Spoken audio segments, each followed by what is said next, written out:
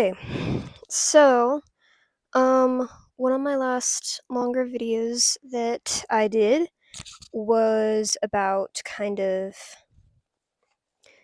what happened when I lived in Mexico. But I haven't really given any updates on my life recently since then. Let me just say it was not easy, and there were days where I felt like I could relate with the character Job from the Bible. But in the end, it all points at God. So yeah, I got back from Mexico. I was kind of sad and depressed because, I went from this whole spiritual, emotional, mental high and now I'm back home and I feel like I have to completely restart with my friend groups and stuff. Things got really hard, really fast, and then just kept getting harder.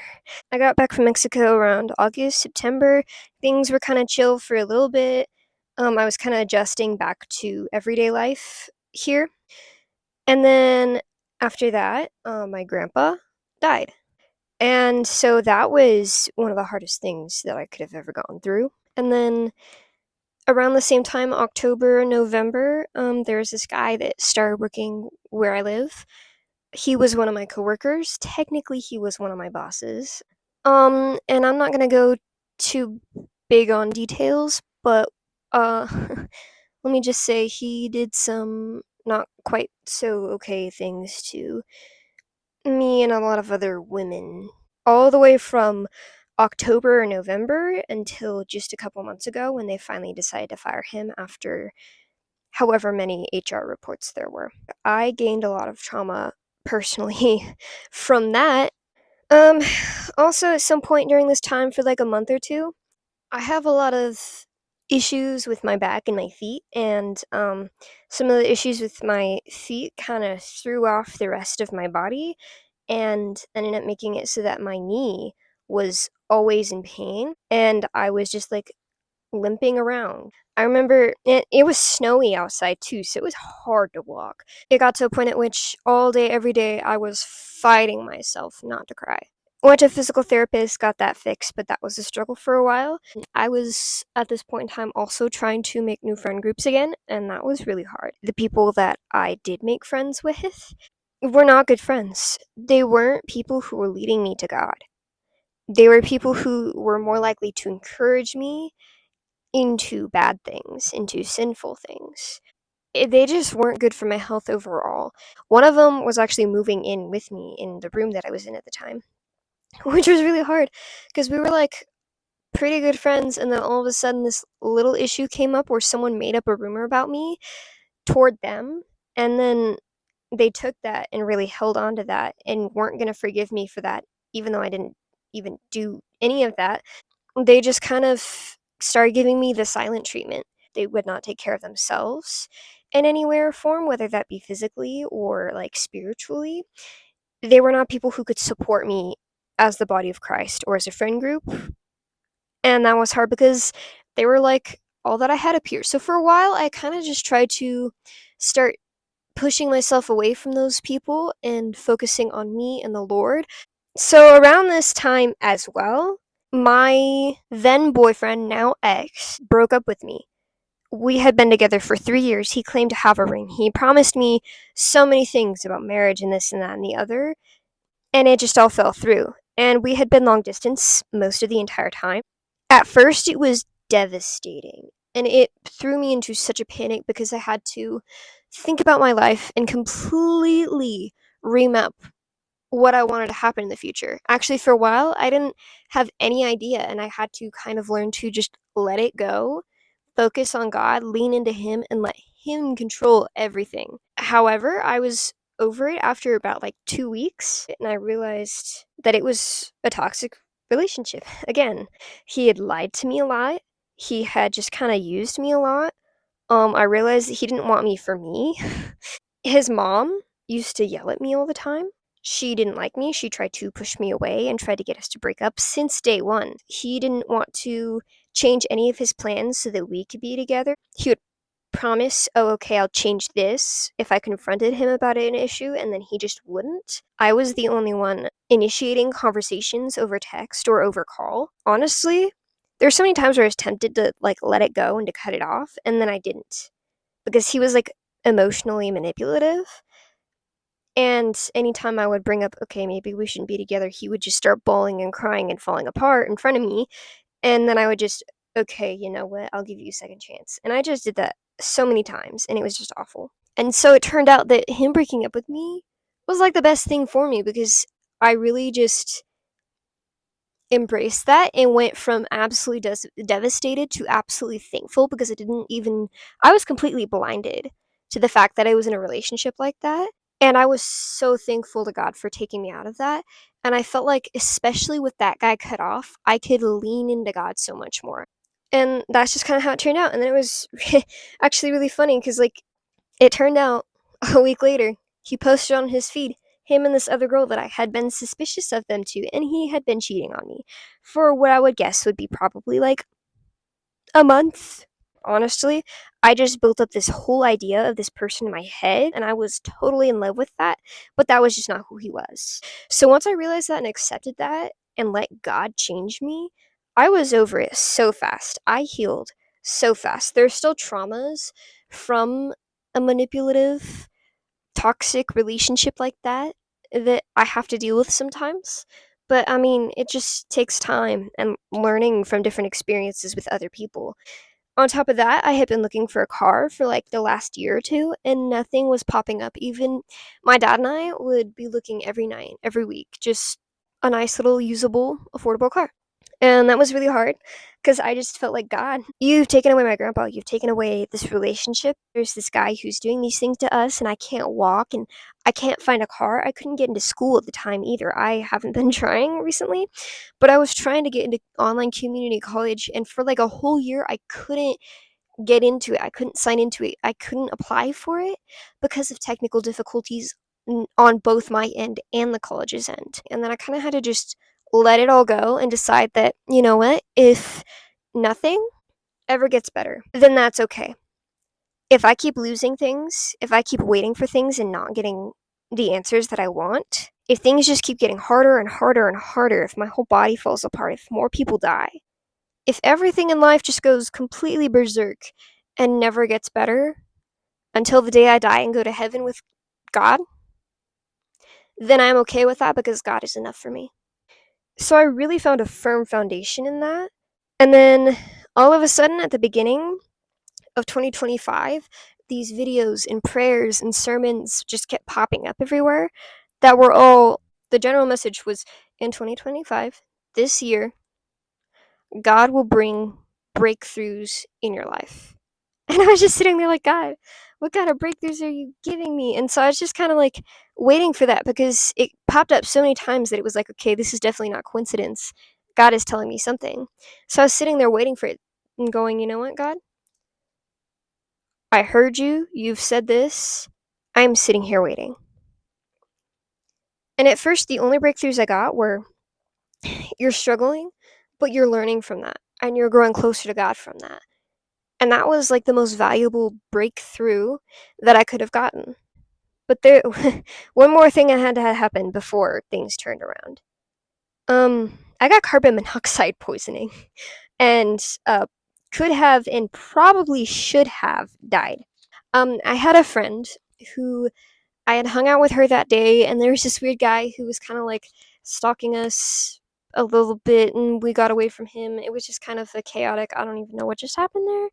And then we were okay, and then we were like, okay, we're gonna go shower because we just been swimming in the lake up here.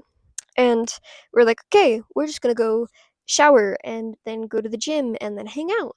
I went and I showered, but I was just sitting here watching Gilmore Girls, and all of a sudden I hear a knock on my door, and it's this other girl who we're both friends with, and she says, she told me to come get you, and so I go over there, and she's on the floor. She has a lot of health issues, and basically what had happened was she wasn't taking her iron. She's anemic and then has some other mental health and hormonal issues and some stomach issues, and everything is whack in her body. But we didn't exactly know at the time, so she basically had just passed out and fallen, and everyone was sitting there like, what do we do? What do we do? She was like, okay, she was conscious. It didn't seem like she was concussed or anything. She had just passed out, and so we were like, okay, what now? And so finally someone said, okay, we have to call 911. And no one was getting up to do it. So I got up and I ran to the other room and I just got on the phone, and the phone just kind of sat there and went for like 5 minutes. And I was like, what? So I kind of waited for it, and then finally someone picked up and they go, "Hey, what's up? This is 911. Did you mean to call 911?" I was like, "Yes, I meant to call 911." He was like, "Do you have an emergency?" And I was like, "Yes. My friend just passed out in the other room." And he goes, "Okay, people will be there shortly." And then he just hung up. And so I just put the phone back, and all of a sudden, all of our emergency dispatch team came in. Me and one of the EMTs kind of helped carry my friend out, and then they left. And then it was this whole thing where people were planning to ride down with her. They weren't really communicating with me. It was a frantic moment. I felt really hurt that people were just getting up and leaving without me, and I couldn't really go down with any of them because people just weren't really paying attention. So I got frustrated, and everyone just kind of left, and I just kind of went on a run because I was going to go to the gym or go on a run anyway before all of this had happened, and then went home and showered. And I was just like, okay, I'm just gonna try my best to just relax. And then I heard like knocking on my door, and I went to go see who it was, and no one was there. And it was really weird because there were only two other girls in the building, and they were both sleeping. And so I was like, okay, that's weird.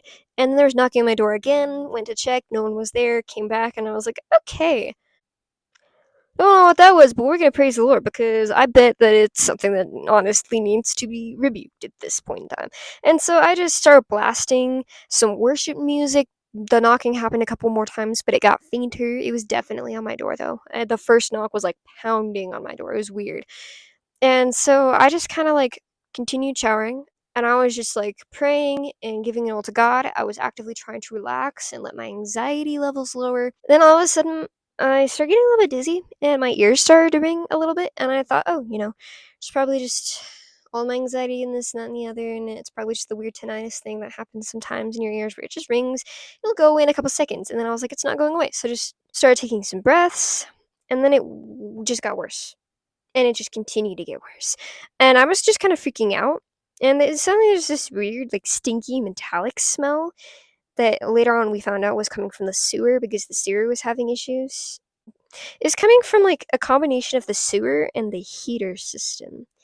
And so I was just kind of, that smells bad, and then it kind of went away, and my condition just continued to get worse. And it got to the point which I had to just, still kind of covered in soap and water, just turn off the shower and go and sit down on like the lid of the toilet.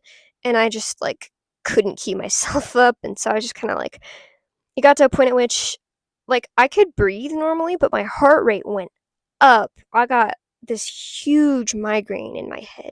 My head felt like it was going to explode. My ears were ringing, my mouth felt dry, and then everything. I had taken out my contacts because I have contacts and glasses, so I was already practically blind, but my vision got blurrier. And it was weird because my vision also got delayed. Like, I could see things, but I couldn't. I was like, I can see that in front of me, but when I would try to move towards something or move around, it was like the vision was going, but it wasn't registering with my brain properly, and my body wasn't reacting. Like, the hand-eye coordination was not there at all. Like, it was just so weird. My brain was like malfunctioning. It was like I could see it, but also at the same time, it was just black. Like, if it's such a weird, I don't know how to describe it. And so as my vision was going out, I like grabbed my phone. I tried to text my mom, and I am a fast texter, and everything is accurate. Everything, the English, there's a period, there's apostrophe marks, everything is spelled correctly. I'm the English grammar person. And it took me 3 minutes to just text a little blip this big, and it had a bunch of typos in it because I couldn't see the keyboard. I thought that I could see the letter I was going for, and then my thumb would go for it, and then it would hit something else, and it was weird. But I eventually got the message through to my mom. She didn't really respond to it at this point. It's like 1 to 2 in the morning. After a little bit, I just called her. And she picked up, and I could barely talk. I was trying to keep it together and trying not to get too emotional because I was terrified. And I was just, Mom, I need your help. I need you to come get me. I don't know what's happening. I'm feeling dizzy. I blah, blah, blah, blah, blah. I need you to come get me. And so she got up and she came to get me. She was just standing outside the door, and she didn't really realize what was happening. So she thought that maybe it was just me and my emotional state after the whole night. Maybe I was just having some sort of anxiety or panic attack.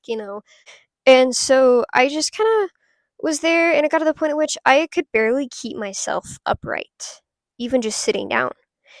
And like you see toddlers like learning to walk or like struggling to walk or like stumbling around, that would have been what I looked like. And I was just crying and whimpering and in so much pain. I was just praying the entire time, God, just please keep me awake, keep me alive. I've never passed out. I don't know what that's like. Please don't let me pass out now. I had been in there for half an hour like that. Barely able to keep myself up. I had been like that for about half an hour. And I think honestly, I believe that I lived through a miracle of God. And He said, no, I'm keeping you alive because I still want you alive for more. I still have more plans for you here on earth. So I tried to stand up and get my towel to kind of finish drying off myself a little bit, but it was weird because I kind of got myself to stand up, but all the muscles in my body were just burning. Like that feeling that you feel when you're exercising and your muscle starts burning because you're using it over and over again. Every muscle in my body felt like that with every little movement. So standing up was painful.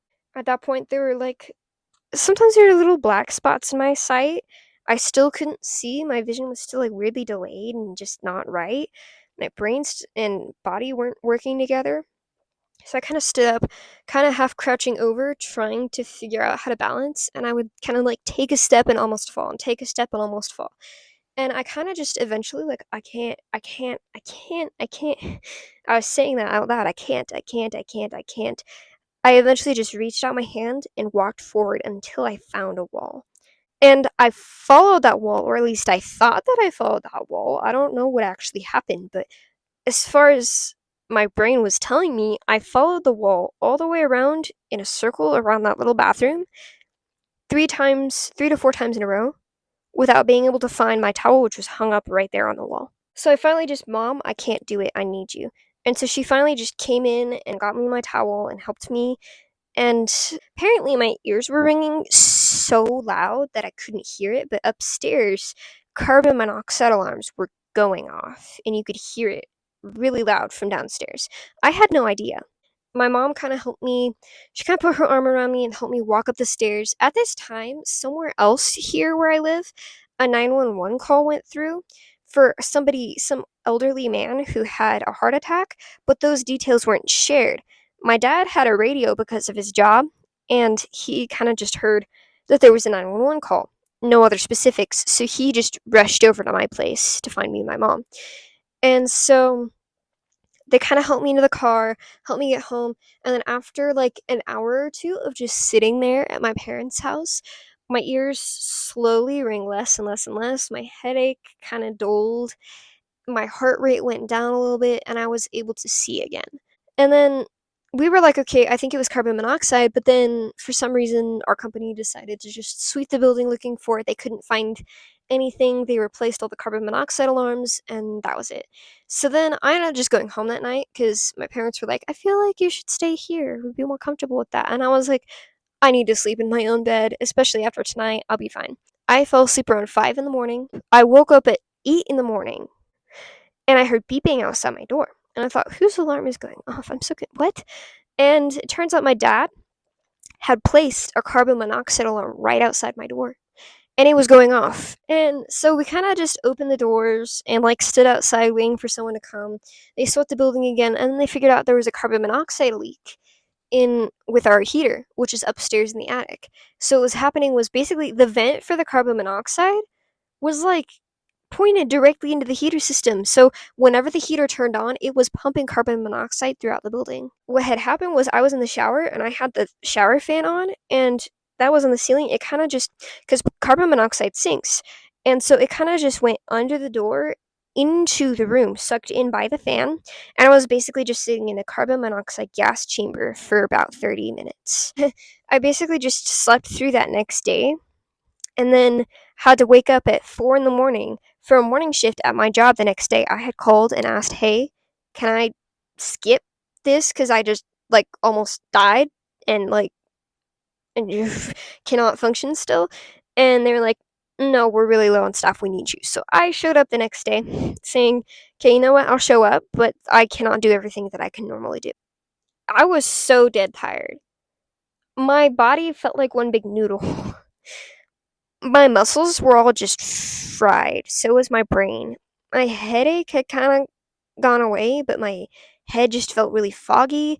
My ears had stopped ringing, but I was sitting here like, I'm not sure if I should go down to the doctor or not to see if I could have suffered any brain damage. I don't know. And my speech was kind of slow and slurry half the time, and I was just dead. And my heart like beat like really hard and really fast at random points in time, and like it couldn't keep up with me. It was weird. Like my heart was tired out and was trying like so hard to keep up with my everyday life. It had to recover. And so I kind of just worked that day with a lot of help from other people. And then the next day, I just said, you know what? I don't care. I'm not coming. And so I just called out the next day. It took like a week for my body to really heal from that.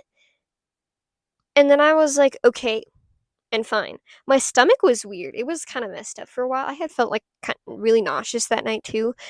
And from then on, my appetite was just weird. Like my stomach was really sensitive to sugar, and dairy and carbs and stuff. I had to like eat really light and be really careful with what I was eating. That kind of eventually faded. My body kind of got back to normal, and then after everything that I had already gone through from November to this is February, everything happened from like November to like February, November, December, January, February, and then it was like March or April that this happened. So I was just kind of sitting here like defeated, because like that near death experience and just that misery that I went through, the absolute trauma, I couldn't shower normally for weeks. The sound of the shower triggered me, and I would just start crying and panicking. And so taking a shower after that first night, the next day, was so hard because I was like, okay, you know what? I'm going to do this. I'm going to need to do this. I'm going to need to push myself and challenge myself to get past this. But I would stay in the shower, I would turn on the water, and then I would immediately be triggered and have to turn it off. And I was just sitting there crying. So I ended up first off starting off with I would have to kind of turn the water on, not have it as hot and steamy as I usually did. I had to have it kind of a super neutral, almost cold temperature because I would just have flashbacks. So I just kind of had to turn it on and off and on and off and on and off. Hey y'all. So I was just editing the video and something weird happened with the audio and I couldn't hear the video anymore. So I am now here filming the rest of the video. A few months later, actually I got new housing and everything too. And it's been a while since I filmed the video, but I had to turn the shower on and off and on and off, and it was really hard to get in the shower. I remember coming out that first night of the shower, and my friend came up because she had heard me crying, and she just wanted to check on me. And after that, I had to take slow steps to taking a shower normally. I had to kind of first start showering with the door open, turning the water on and off, kind of cold water, and then eventually I was able to turn it warmer and warmer and warmer until it got it back to my normal temperature, and I was able to leave it on longer and longer and just sit there and breathe and kind of rehabilitate myself, I guess, and get over that trauma. I eventually got to the point at which I could shut the door more and more and more, and I was taking longer, hotter showers, and I was getting more comfortable in them. I wasn't having flashbacks anymore, and eventually, toward the middle of the summer sometime, I was able to finally shut the door. I don't know, it was probably July or August, and I was finally able to shut the door and shower like a normal person again. It took me a really long time to be able to walk past that bathroom without being triggered, but eventually I was okay with that too, and eventually,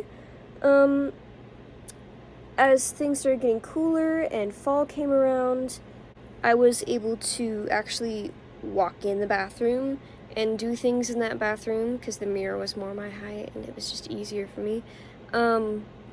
And I was able to stand in that bathroom too, and I think eventually I actually did take one more shower in there before we had to move housing again. And God got me through it. After that, it was kind of funny because I Also found out that I was lactose intolerant. I just had to start taking calcium pills after a while because I wasn't getting enough calcium in, and I ended up going through a whole bunch of almost fainting spells and stuff, and I had to adjust a lot. But we're all good, we're all here, and I'm still alive. So things eventually turned around, and it was such a good summer. God blessed me so much during that summer. He blessed me during that season of hardship, too. I mean, suffering produces endurance, and endurance produces steadfastness, and I don't remember the rest of that verse, but it's a good one. You should look it up. And eventually through the summer, my kind of theme verses became Philippians 4 through 9. And those verses say, "Rejoice in the Lord always. Again, I will say rejoice. Let your reasonableness be known to everyone. The Lord is at hand. Do not be anxious about anything, but in everything but prayer and supplication with thanksgiving, let your requests be made known to God. And the peace of God, which surpasses all understanding, will guard your hearts and your minds in Christ Jesus. Finally, brothers, whatever is true, whatever is honorable, whatever is just, whatever is pure, whatever is lovely, whatever is commendable, if there is any excellence, if there is anything worthy of praise, think about these things. What you have learned and received and heard and seen in me, practice these things, and the God of peace will be with you." I had a great summer, as I said. I met my best friend, and we're still in contact. We'll send letters to each other, we'll send little give things to each other because she didn't live here, and we'll text each other and call each other, and things are great with us. And I also met the love of my life, and he's amazing. He leads me like a godly man should. He shows me what God's love is. He's shown me what God's forgiveness is. He encourages me all the time. He tells me how beautiful I am, and he just, when I'm having a rough day or when I'm in a mood, he doesn't get in a mood, and he doesn't react badly, and he's there for me, and he's patient, and he loves God like nothing else. Like, you might come to me and ask, well, where the heck is he? What is he doing right now? And I'll probably just go, I don't know, probably wandering in the woods or sitting in his room in his Bible, because he's in love with the Lord. We got together in July. He eventually had to move, so we're doing long distance right now, but we call each other every day, and we text each other every day. And the night that he asked me out, I walked away from it going, that's the one, like speaking out loud like a maniac.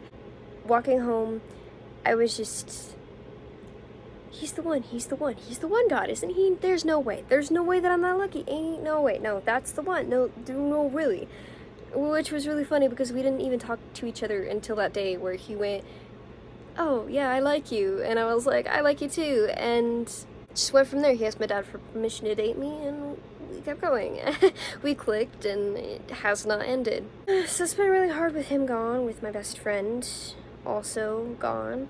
But I'm making it through life, and honestly, God is strengthening me and my relationships with each of those people through all of that, and it's giving me a lot of opportunity to do a lot of things that I've wanted to do. For instance, I'm able to pick up this YouTube channel again for a little bit.